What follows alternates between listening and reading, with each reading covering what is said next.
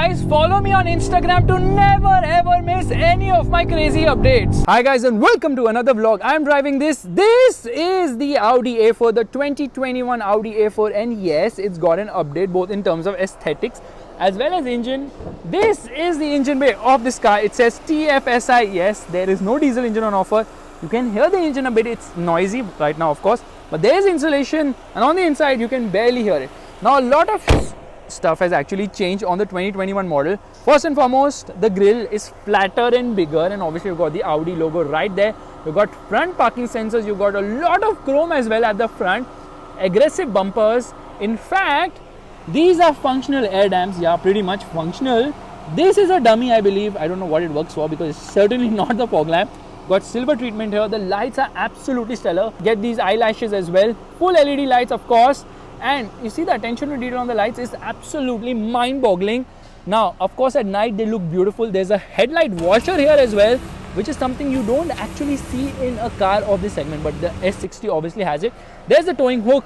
Now, obviously, it gets proper nice indicators, which is actually the eyelash, which actually also converts into the DRL here.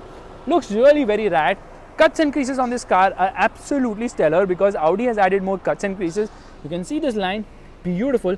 Now obviously blue color is one of the worst colors to show you lines on, and the car is a little dirty, pardon me for that because I've not had the car for long.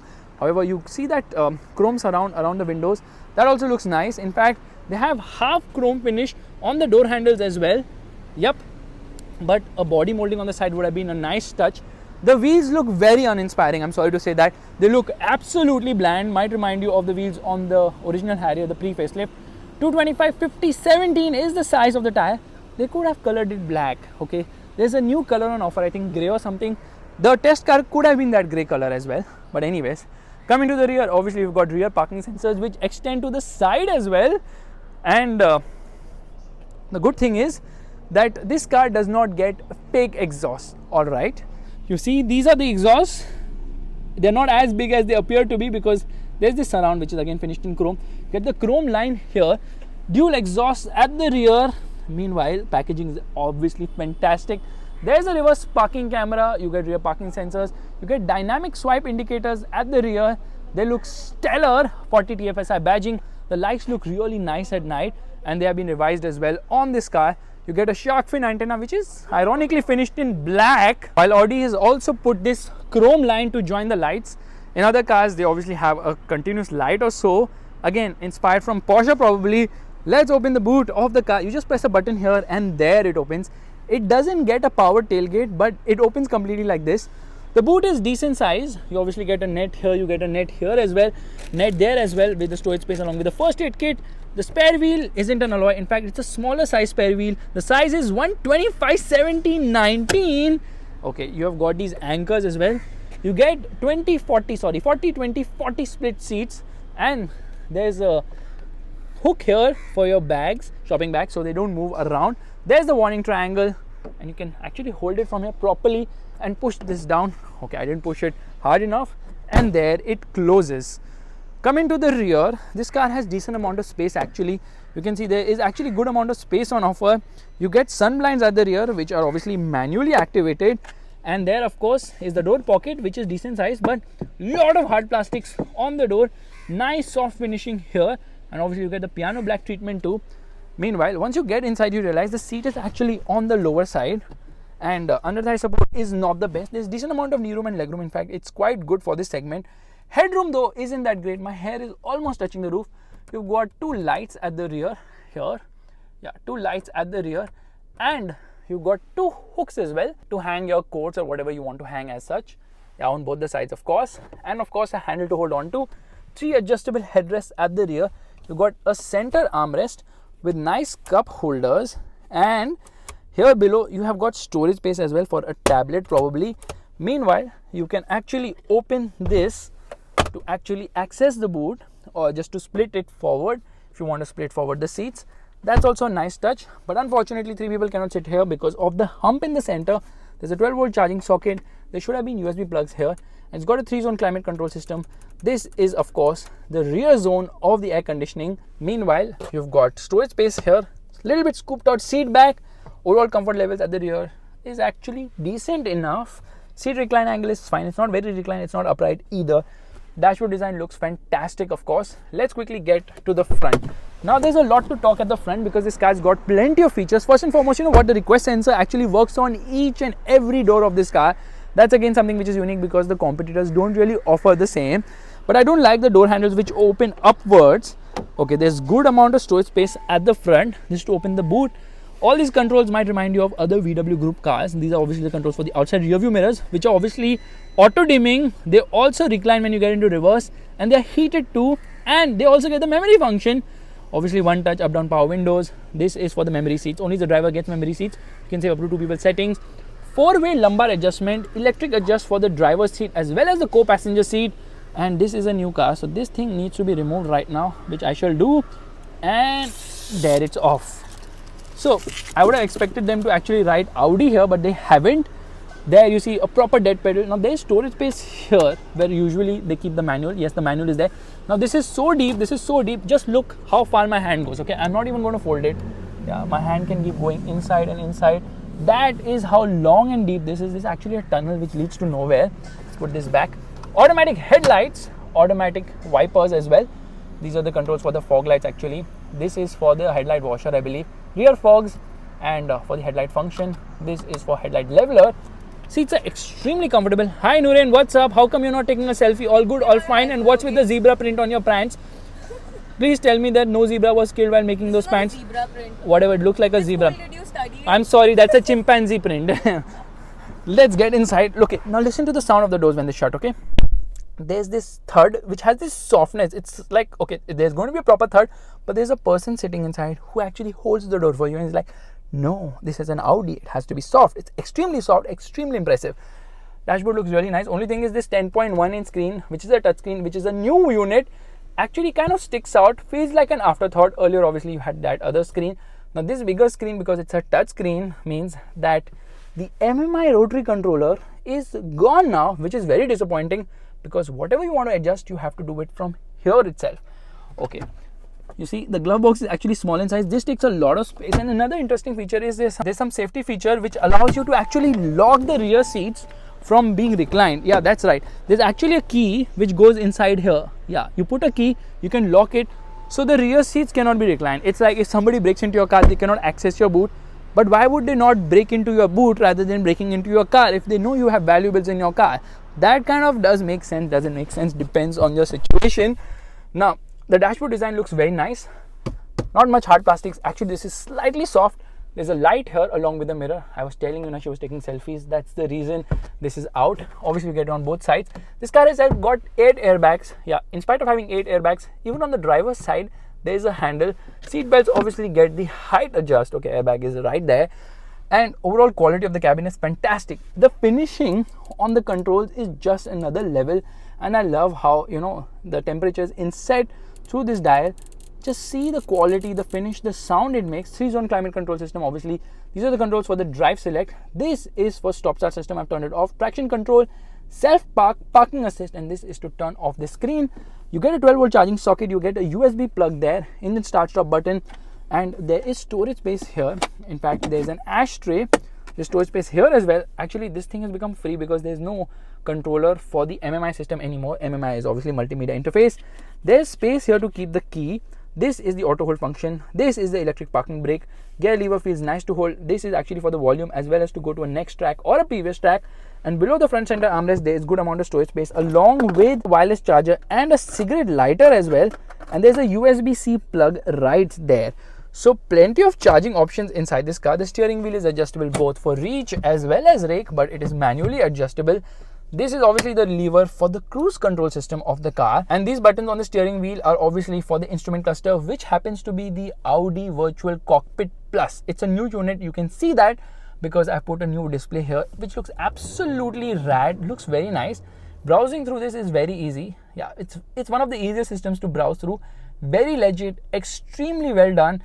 And these are obviously the controls to go through the various functions. So yeah, I mean, this multi-information display in the instrument cluster is really very legit. In fact, I can see a full map here. That's how beautifully well done it is. What you're going to do is we are going to actually change this mode right away, which means getting into display and settings, Audi virtual cockpit, sport, and then it has a stupid warning which comes up, which I have to accept. And there is the regular dial. Now there's another dial which actually removes the red part here, the red line part, which is weird. I want the red line part to be always there to tell me that I'm going to blow up the engine if I go in that zone. Plastic paddles. These are obviously for the voice commands to pick up a phone call. This is for the audio system, and this start button can actually be assigned to whatever you feel like doing, but none of that is interesting to me, so I've not assigned it at all. Now, you see, these are actually the controls for the wipers. These are the controls for the indicators.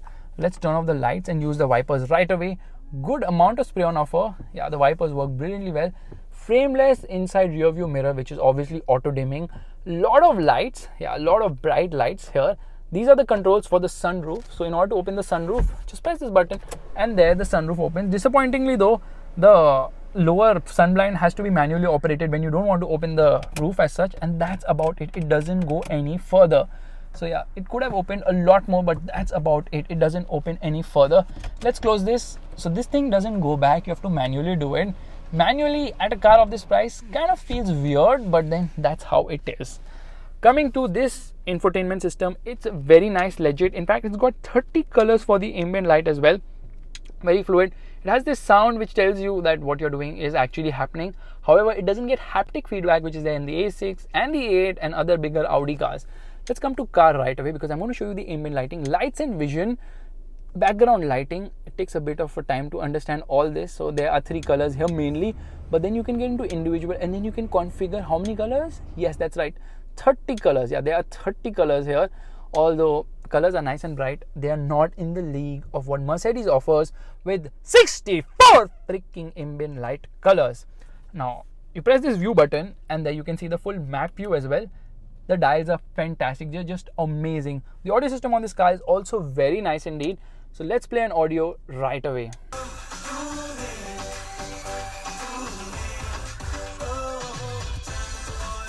Weird songs playing on the radio all the time, but yeah, audio quality is actually very good. It's a very easy system to browse through. Fantastic in the way the UI has been done. Unfortunately though, I still miss the physical control. It's obviously still there in Mercedes and BMW cars, and iDrive is still the best. This is the reverse parking camera. You see, it gets guidelines. It's also very nicely done, and you can turn on and off the volume. You can actually turn off the view. Why would you turn off the view of the reverse parking camera? Obviously because you've got front and rear parking sensors to help you with that. Let's try the self-park feature of this car. Alright, we're going to try self-park on this car, which is going to be very fluid because I love the way it performs in Audi cars. Okay, it needs to drive further forward to start a parking maneuver. Now I'm going to get into reverse. Here we are into reverse, and steering assistance is active. Please drive slowly and activate the brakes yourself. So you just see the steering is actually moving right now. It is going to self-park in this small gap. I know I can rely on the system because I've tried it a lot of times with Audi cars and it never disappoints. It's very fluid, it's very nice, it's very sweet because it makes life so easy. Now I think I need to get into forward, and there, self-park is done. I forgot to tell you guys one more thing, that this car has also got Apple CarPlay as well as Android Auto connectivity. But let's just start driving because it says parking assist ended. Please take over steering wheel. Well, I should take over everything I can. Alright, we are all set to go, which means we are going to get the drive select into dynamic mode, or individual. It's the same thing actually because I've configured it that way. Into drive mode, into sport mode for the gearbox. One button, and traction control is on sport, and we keep it pressed. Traction control will completely turn off. Yeah, here we go. Traction control switched off. Air conditioning off as well. Left foot on the brake, right foot on the accelerator. Revving the motor. Revs till 2000 RPM. Quite a lot of wheel spin. Well, yeah, that does happen because this is of course a front wheel drive car. Now the A4 has dropped the 1.4 litre TSI petrol engine in lieu of a more powerful and bigger 2 litre petrol engine, the TFSI 2 litre, which we also see in the Skoda Superb. Actually, suspension is soft. I didn't have to slow down to such an extent. You can hear the noise from this engine. The motor is super smooth, super refined. You can barely hear anything. And you know what makes it even better is the fact that the suspension is also very silent. The insulation is fantastic. Damping is superb. You can't hear the road noise, much of it. I mean, you can't hear much of the road noise, wind noise, or even the tire noise for that matter. That is the level of silence inside. Now, of course, this is the same engine which also powers the Skoda Superb as well as the Volkswagen Tiguan Allspace, which means that this 2-liter engine produces the same 190 horsepower between 4,200 to 6,000 RPM. Meanwhile, the torque output of 320 Newton meters comes in at a rather low 1450 RPM and peaks all the way at 4200 RPM. The result is, you can see it for yourself, performance is super duper slick. It pulls very strongly, pulls very nicely, and there's good amount of thrust on offer. In fact, the reason why they're offering the 2-liter TFSI is because the 2-liter TDI has been said bye-bye to. Actually, that's still available globally, but in India, they've got rid of it, unfortunately. A diesel would have been fantastic for its efficiency and torque pull, but none of that here right now. Braking performance is super duper awesome somehow. And the best thing is that there's no nosedive under heavy braking in spite of the soft suspension. In fact, the braking performance is very, very, very progressive. Here, let's go. Yeah, it likes to spin its wheels because front wheel drive cannot handle all that power and torque, and this being a front wheel drive has its positives, has its negatives, but we'll come to that in a bit. First and foremost, there's no launch control on this car, which is kind of surprising. It's there, I cannot activate it. It's not activated. I tried all the modes because launch control with the same engine is actually available in its cousins, the Superb as well as the Tiguan Allspace, but not here, which is very, very, very shocking to me actually. But still, performance is super slick. There's a hint of lag lower down in spite of the fact, rather below 2000 RPM, in spite of the fact that this engine produces its peak torque at 1450 RPM. Still there's lag below 2000 RPM, but the mid-range is really very strong. The top end is fantastic. I mean, it really loves to rev. 6,500 RPM is where the red line is, and starts to sound very sporty post 4000 RPM. But insulation and overall refinement and NVH levels are fantastic from this car. I mean, I love the way the motor is so silent, so nice. The only fly in the otherwise fantastic ointment is this 7-speed gearbox. What am I even talking? Yes, this is the S-Tronic. This is the dual clutch gearbox, and I am not happy with it because shifts are not that fast. Yeah, unfortunately, shifts are not that fast. There's a lag every time you want to do a shift. There's a lag. Even when there's a downshift, there's a lag. It's not fast for what a DCT should be, which is kind of surprising because the torque converter gearboxes from Mercedes-Benz and BMW are actually faster than a dual clutch unit from Audi. Kind of baffling. But there are 3 modes for the gearbox as well. There's a regular drive mode, of course. Then there is the S mode, which is the sport mode, and there is the manual mode, which you're driving in right now. Here, see, listen to this. Yeah, that's what happens when you put so much power and torque to the front wheels. Some amount of torque steer, but globally there's also the option of a 45 TFSI, which basically means that it gets to 41 horsepower. Yeah, that's a lot of grunt, but not going to the front wheels. It's going to all the wheels because it gets quattro. Ironically though, in the US right now, the A4 has been updated just like 2 weeks back, probably not even 2 weeks back, 1 week back itself, and the power has also increased by around 11 horsepower. It produces 201 horsepower. Meanwhile, the torque output, forget the torque output, let's talk about the drive system, because now it gets quattro as standard for the 40 TFSI in the US. Well, US people are lucky, I tell you. That said, I love the way the engine is so seamless in the way it performs. It absolutely pulls. I know you don't like this display much, but it looks very rad and different, so we're going to get into a normal display for the moment. Yes, change now, baby, don't ask me so many questions.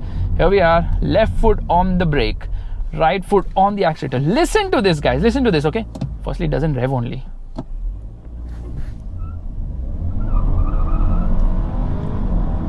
Just look at the way it shifts. I mean, upshifts are fast, somehow under downshifts. Okay, you see, now I made a downshift already. Look at the way when I'm shifting, look at the tachometer. All right, here we're going to get into a higher gear just to demonstrate the same. We are in M4, building up pace. Now I want a downshift. Here I've done a downshift. Somehow, sometimes it takes its own sweet time to give you a downshift. You know what's the top speed of this car? Ironically, it's 241 kilometers per hour. 241 kilometers per hour. The car doesn't look that fast, huh? But it is quite fast. 7.3 seconds to go from 0 to 100 kilometers per hour is decently quick, without a doubt. And the steering wheel, all the ways up, doesn't offer you much feel or feedback. It's a typical Audi affair there. But the good thing is that there is good amount of grip on offer. Only in the wet, this front wheel drive system won't be able to cope up. And you know what? There is understeer near the limit, but the limit is so far off now, you never get to it because this uses a fantastic MLB Evo platform. I'm talking about platforms, well, Audi was actually considering dropping the MLB for the MQB, which would have saved them $1 billion for the next generation of the A4, the 6th generation, the B10. This is the 5th generation facelift, which is the B9.5. That B10 rather, the 6th generation model is due in 2022. Yeah, I don't understand why we don't have a diesel when globally we actually have a diesel. And the 1.4 TFSI engine is actually good because the 1.5 TFSI engine is already doing duty in a lot of VW cars as well, and it's a fantastic motor, 150 horsepower, has a lot of grunt.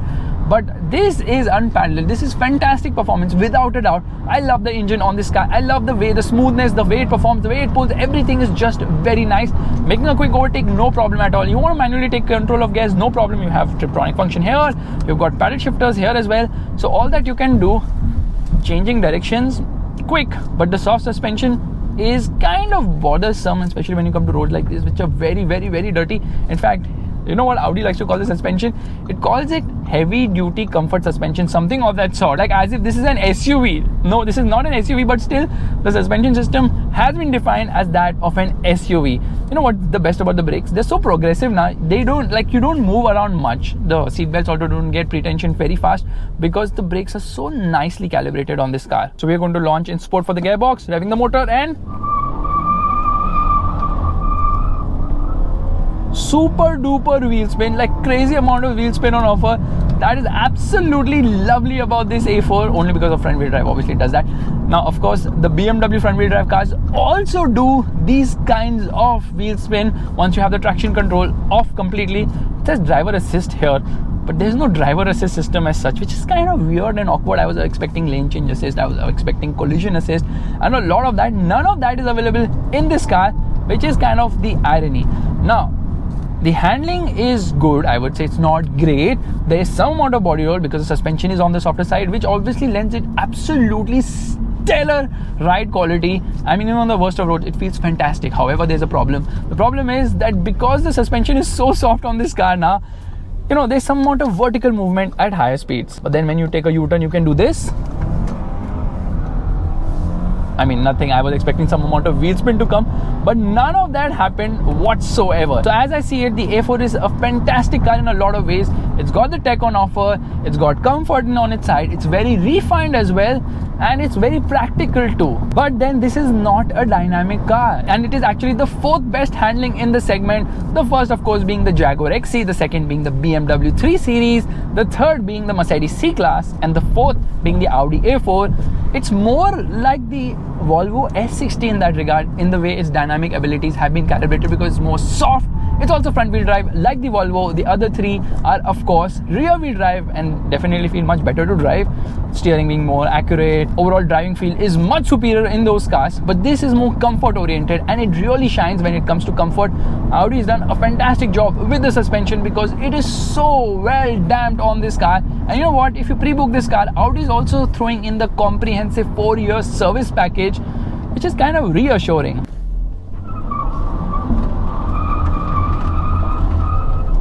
That's the amount of torque steer on offer. Now you know what, it also gets a mild hybrid system. Yeah, that's right, it gets a mild hybrid system. Obviously in the US, for the updated model, it gets a bigger mild hybrid system with a 12-volt mild hybrid system, which only increases the efficiency. And talking about efficiency, this will return somewhere between 9 to 12 kilometers per liter, again depending on your driving style. Now in India, there are two variants on offer. I think there's a Premium Plus and there's the Technology. Globally, there's also the S-Line, which looks absolutely stellar. I mean, it looks amazing, very sporty. And there's also a new trim called Vorsprung. That's kind of weird name, but then it also comes from Vorsprung Dutch Technique, which is Audi's tagline as well. So the A4's engine is a big uptake from what it was earlier, and I really like this engine. I really like this car. It's very nice, very comfort oriented, and should be priced around rupees 45 lakhs for the starting variant, which might seem a bit value for money for the kind of car this is, because kind of an all-rounder when compared to its rivals, which kind of lack in certain areas. And I've said lack so many times, I don't even know what to say now. But still, the way the car performs over bad roads, like I would slow down usually over these roads, but I would not in this car because it just takes everything in its stride so brilliantly well. So the A4 actually gets a big thumbs up from me. The only thing I miss is of course the diesel engine, but hopefully that will be back one day as well. I know you guys are like, ek aur wheel spin kar do, ek aur wheel spin kar do. So what we're going to do is we're going to turn firstly. Let's try and turn a little aggressively. Yeah, it doesn't like aggressive turns because of the body roll, but get into the throttle and this engine absolutely puts a massive smile on your face because it pulls and it pulls relentlessly actually.